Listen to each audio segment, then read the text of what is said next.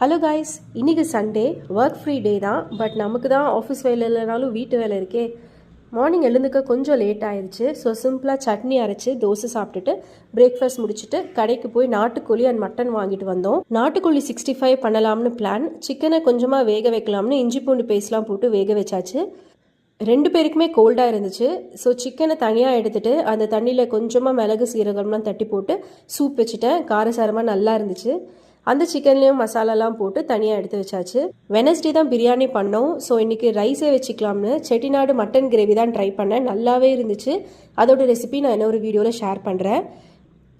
Gravy கொதிக்கும் போதே சிக்கனையும் fry பண்ணி வச்சாச்சு. எல்லாத்தையும் பொறுமையாக சாப்பிட்டுட்டு லஞ்சை முடிச்சாச்சு.